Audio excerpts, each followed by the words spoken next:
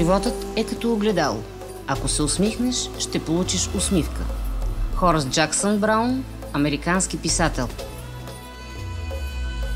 Този филм е създаден в рамките на проект «Обмен на практики и създаване на модел за ограничаване на речта на омразата, чрез създаване на култура на толерантност и приемане на различията» на Сдружение за прогресивна и отворена комуникация, финансиран от Програмата за подкрепа на неправителствените организации в България по финансовия механизъм на Европейското икономическо пространство 2009-2014. Партньори по проекта: Рисуване за мир Норвегия, Сдружение Арабис България.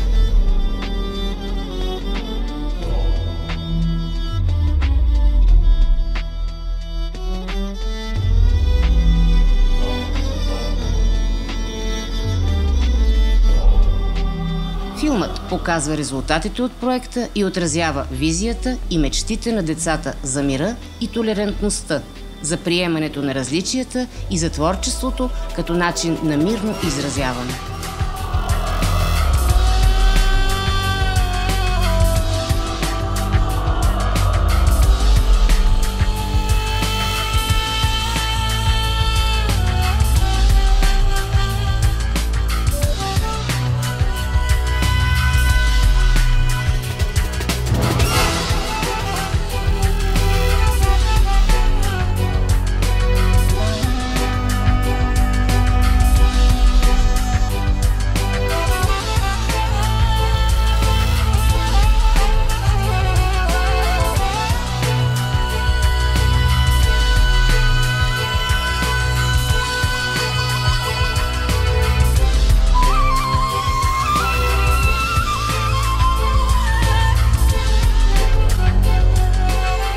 Да погледнем децата, от които можем толкова много да научим. Какво правят те при среща с друго дете, независимо от неговия цвят и принадлежност? Те се прегръщат, усмихват се, играят, обичат се и творят заедно.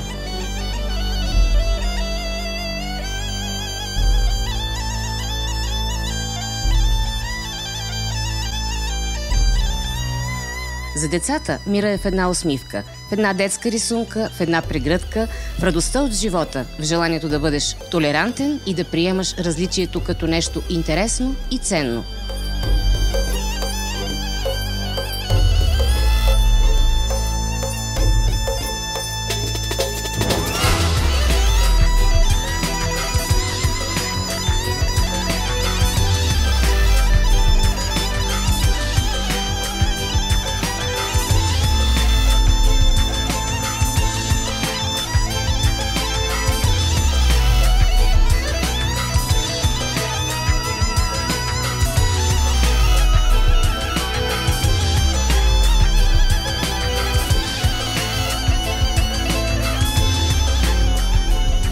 Децата имат нужда да бъдат разбрани.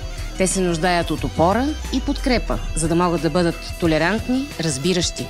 В противен случай приемат мира погрешно и търсят неприемливи предизвикателства, нараняващи много други деца по света.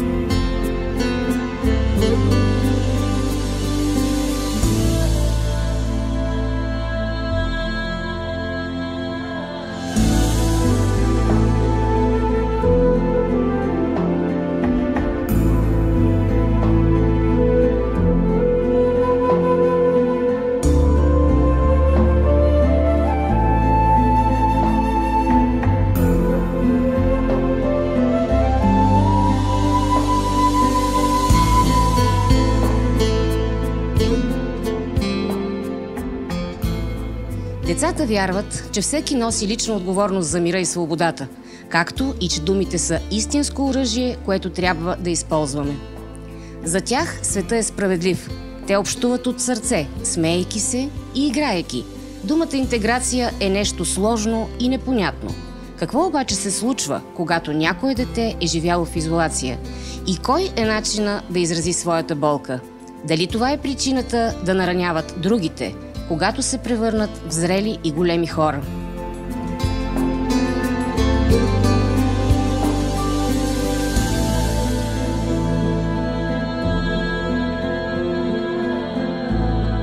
Изкуството е онзи оазис на общуване, където всеки може да изрази своите чувства – бурни и непокорни, пъстри и развълнувани.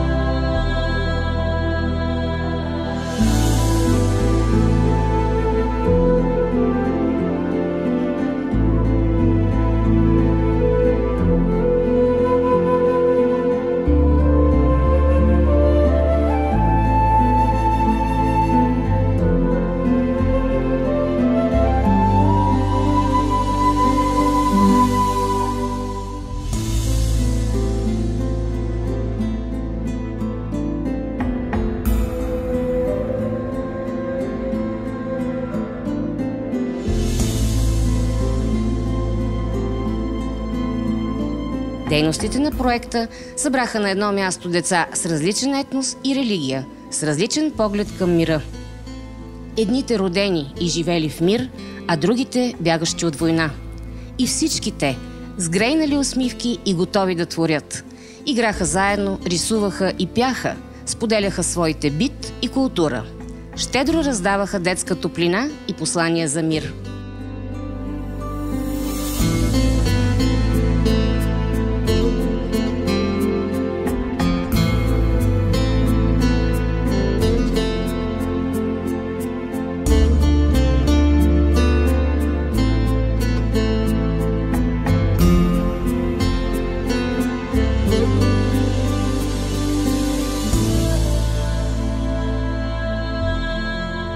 Организирахме детски творчески ателиета за рисуване.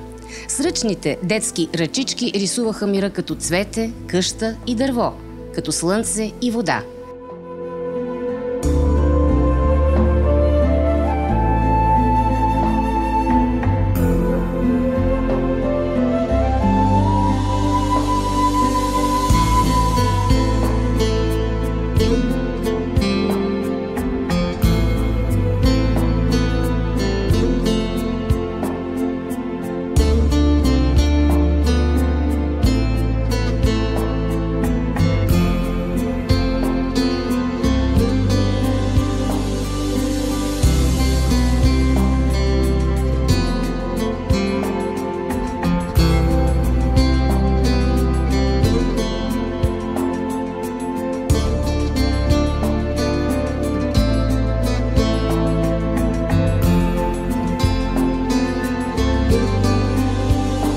Осъществихме ателиета по музика, привнасяйки много настроение и разбиране чрез музиката на различните народи.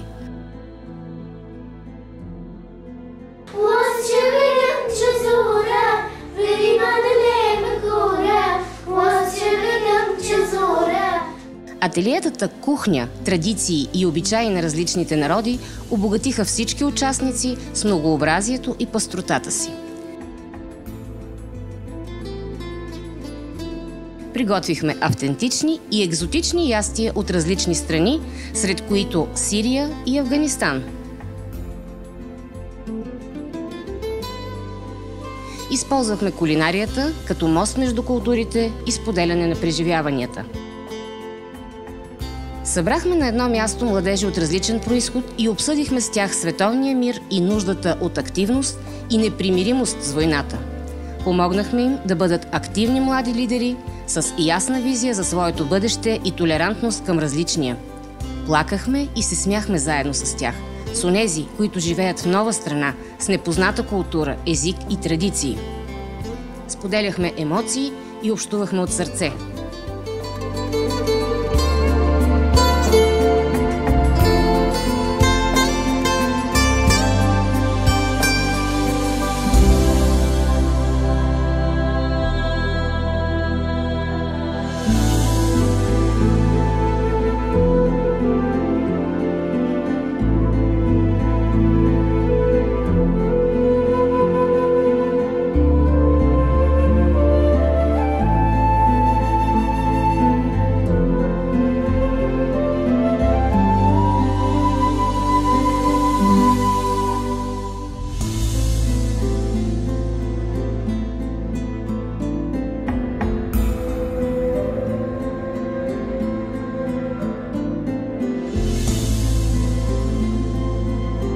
Осъществихме най-голямото рисуване за мир по време на градския празник на културите. Събрахме на едно място деца с различна националност и религия. Провокирахме българската общност по темата за мира чрез рисуване. Родиха се прекрасни картини, които организирахме в изложби. Направихме детското изкуство достъпно за много хора.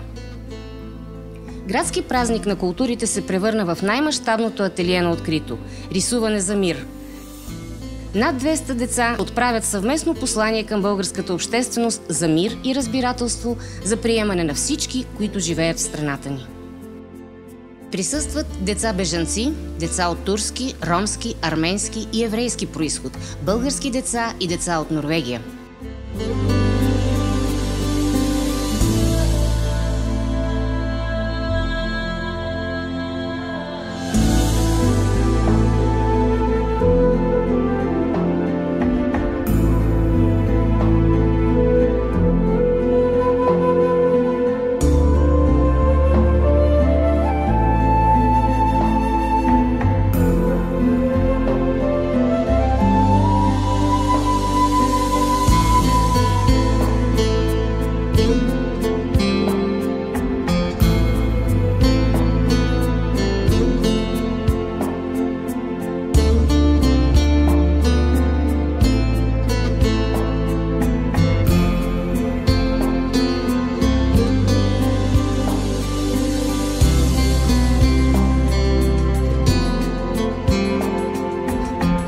Организирахме семинари за учители, като ги подпомогнахме в усилията им за работа в мултикултурна среда. Набелязахме най-големите им трудности и предложихме адекватни решения за техните проблеми.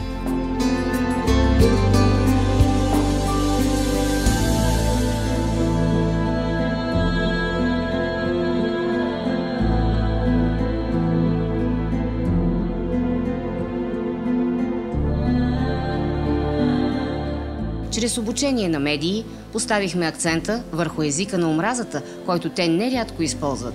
Предоставихме алтернативи и създадохме възможност за широка дискусия по темата за мултикултурализма и ксенофобията. Когато си говорим за младите хора, когато си говорим за подрастващите и това, което ги кара да мислят в посока омраза, в посока ксенофобска нагласа, до голяма степен е и медията. Независимо дали става дума за телевизия, интернет, социални мрежи, преса, медията стои като основен провокатор на употреба на език на омраза.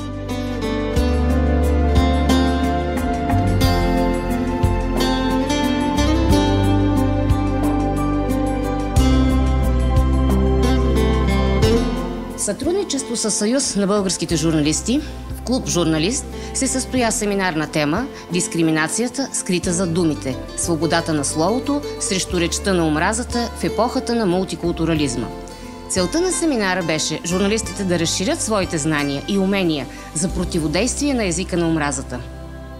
А това може да се случи само чрез изясняването на основните понятия и причини за дискриминация в медиите. Повече от 4 часа бяха нужни за дискусията по основните теми – свободата на словото срещу речта на омразата, анализ на обществените нагласи спрямо речта на омразата и на резултатите от хейтърството и медиите, кибернационализъм и границите на толерантността в мултикултурния свят.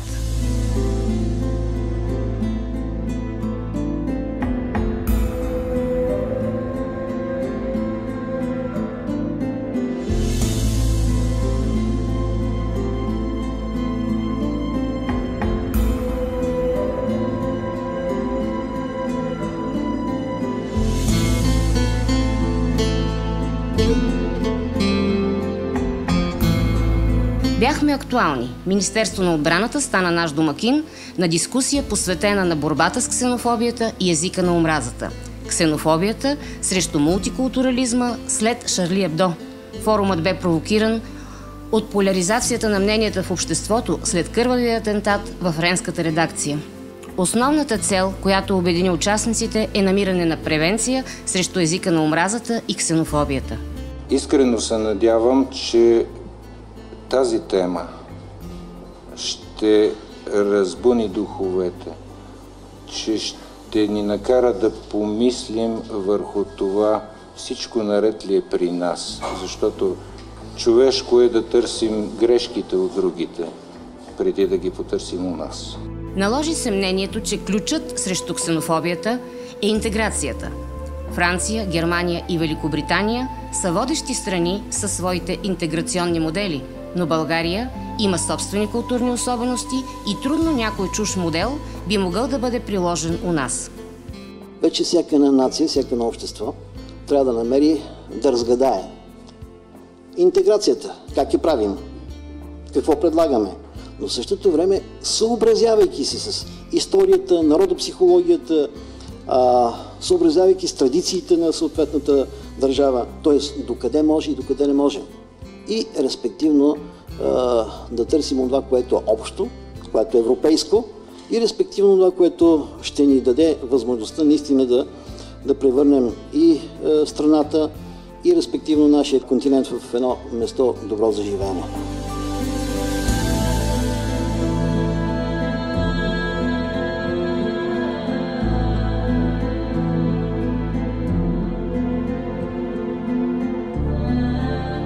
Промотирането на равенството означава да сме сигурни, че всеки има достъп до тези възможности, независимо от националност, семейство или обстоятелства, при които е роден.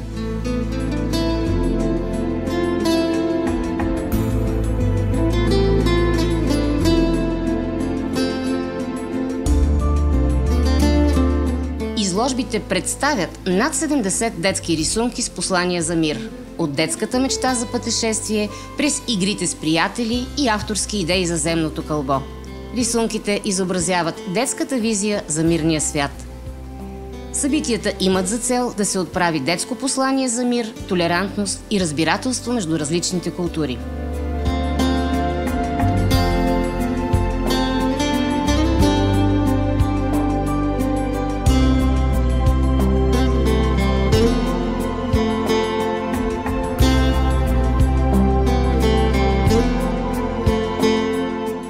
Домакини на експозициите са Министерство на вътрешните работи, Министерство на външните работи, Държавен културен институт към Министерството на външните работи, Министерство на труда и социалната политика, Държавна агенция за закрила на детето.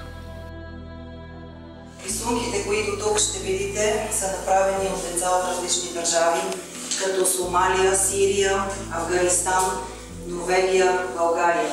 Всичките имат един наслов. Децата са различни. Различен е техния етнос, различни са техните раси, различен е техния произход. Но всичките имат равни права. Всичките искат да живеят заедно в мир и да бъдат щастливи. Мирът, уважаеми дами и господа, е благодат. беше Шимон Перес, той е Нобелов лауреат за мир. Между другото, утре пак ще бъдат връчени Нобеловите награди за мир. Шимон Перес каза, че майките са най-голямата армия на човечеството, борещи се за мир.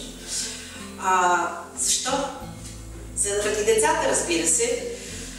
И понеже е Коледа, а пък на Коледа всички искаме подаръци, мисля, че трябва да уважим желанието на нашите деца да получат коледен подарък, а това е мира. Защото 28 милиона деца по света не са в училище, не са в домовете си заради войни и конфликти.